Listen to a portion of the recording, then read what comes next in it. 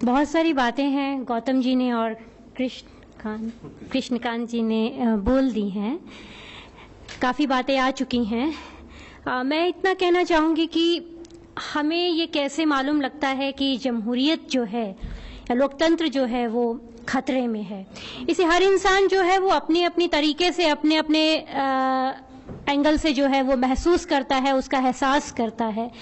लेकिन मुझे ऐसा लगता है कि जो पत्रकार होता है, जो जर्नलिस्ट होता है, वो तब ये जान पाता है जब वो दूसरों की स्टोरीज कर रहा होता है, दूसरों की कहानियों से रूबरू हो रहा होता है, उन्हें अपने में उतार रहा होता है, तब उसे मालूम लगता है कि जमहूरियत या लोकतंत्र जो है वो कितना खतरे में है।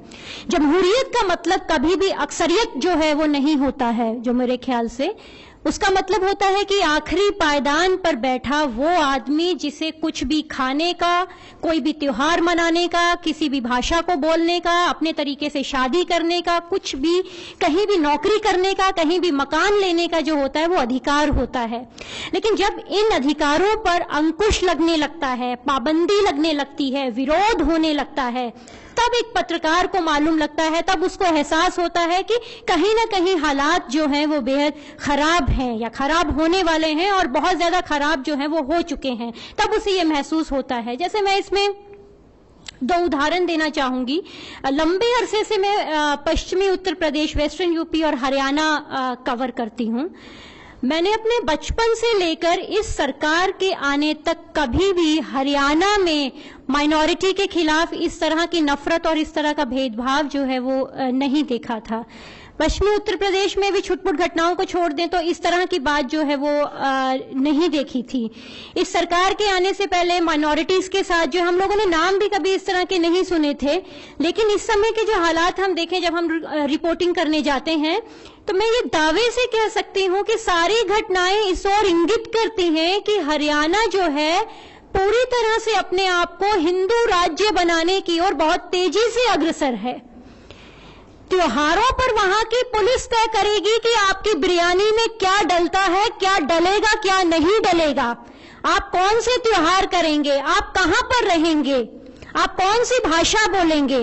अटाली में से जब मुसलमानों को निकाल दिया जाता है तो हम लोगों ने वहां के बड़े बुजुर्गों से ये कहकर बात की कि बहुत सारी ऐसी मुस्लिम महिलाएं हैं जो प्रेग्नेंट हैं, बहुत सारी बूढ़ी महिलाएं हैं, बहुत सारे पुरुष जो हैं वो बूढ़े हैं, बीमार हैं, उनका गांव के डॉक्टर या पास की डिस्पेंसरी से इलाज चल रहा है। तो कम से कम जो भी आपका झगड़ा हो आप वहीं बैठ के इसको सुलझा लीजिए, लेकिन कम से कम वो अपने घरों में तो आ सके। और उस समय बहुत सर्दी का भी वक्त था और वो लोग पास पास के इलाकों में किराए पर रह रहे थे। तो वहां के बड़े बुजुर्गों का ये कहना है कि देखिए हमारे मनों में तो ऐसी कोई बात नहीं है, लेकिन हमारे जो लड़के हैं वो हमारे हाथ से निकल चुके हैं, उन्हें हम किसी भी सूरत में नहीं मना सकते हैं।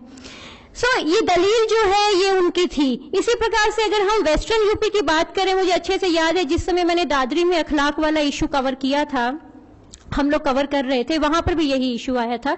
हम लोगों ने ये सोचा था कि दादरी में जो बिसाड़ा जो गांव है, शायद ये उस गांव की घटना है, इसीलिए उसी गांव में इतनी ज्यादा नफरत होगी या जहर होगा।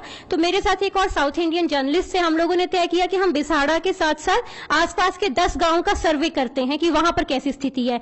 तो आप यकीन मानिए कि वहां पर भी 16-17 साल से लेकर ये 30 या 32 साल तक के जो युवा हैं उनके अंदर इतना जहर, इतनी नफरत है, मालूम नहीं राष्ट्रवाद और राष्ट्र प्रेम का कौन सा पाठ उनको पढ़ाया जा रहा है।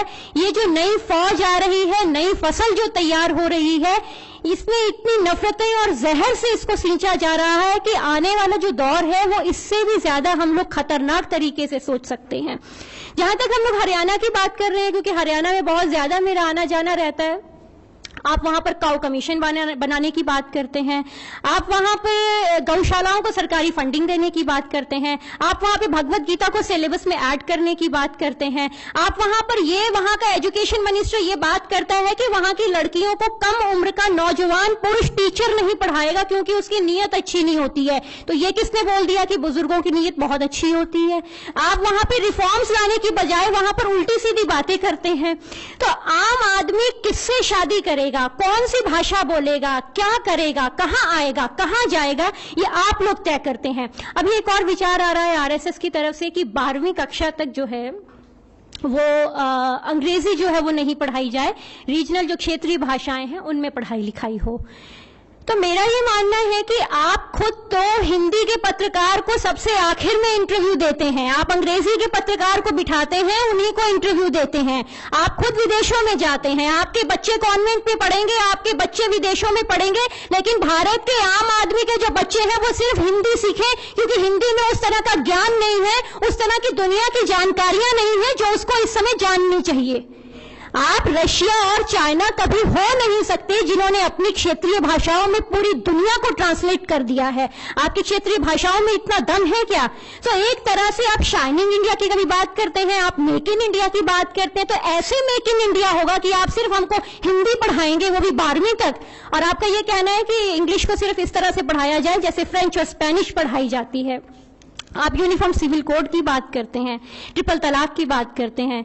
जब भी हम लोग कई बार ऑफिस मीटिंग या बहुत सारी जगहों पर बैठे होते हैं तो लोग बोलते हैं नहीं नहीं मनीषा जी, आपको नहीं मालूम है, मुसलमानों के यहाँ औरतों की बहुत खराब हालत है। ठीक है, हो सकता होगी, रिफॉर्म्स की जरूरत है, हर तबके में होती है, लेकिन आपके यहाँ तो हालात बद से बदतर हैं। हरियाणा में आए महीने दलित औरतों के साथ रेप की घटनाएं होती हैं और आप बोलते तक नहीं हैं उस पे। मुझे अपनी जिंदगी में सबसे खराब लगा था जब मैंने एक 5 साल की या 7 साल की एक ब्लाइंड बच्ची को इंटरव्यू किया था, पानीपत की बच्ची थी, उसको उसके मालिक मकान ने रेप किया था।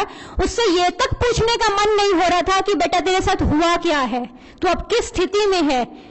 1-1 साल के बाद भी इतनी कम उम्र की लड़कियों के पेट में दर्द खत्म नहीं हुआ था।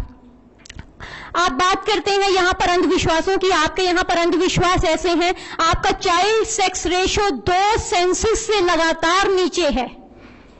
उत्तर प्रदेश की अगर हम लोग बात करते हैं तो उत्तर प्रदेश के उन जिलों में चाइल्ड सेक्स रेशो लड़कियां सबसे कम है जहां के लोगों को मुसलमानों की महिलाओं की चिंता है।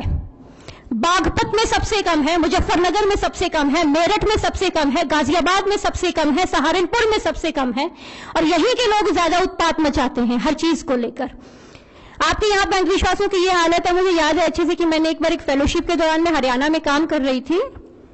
बेटा नहीं होता है तो औरतों के साथ किस तरीके से बदसलूकी की जाती है, तो वहां की औरतों ने मुझे बताया कि यहाँ पर ये हालात है कि मेडिकल ट्रीटमेंट तो जो हमारे चलते हैं सो चलते हैं, लेकिन यहाँ पर एक और बहुत अंधविश्वास चलता है कि लोग बोलते हैं कि मोर के पंख का पाउडर बना के गाय के दूध के साथ चांदनी रात में लो तो बेटा हो जाता है।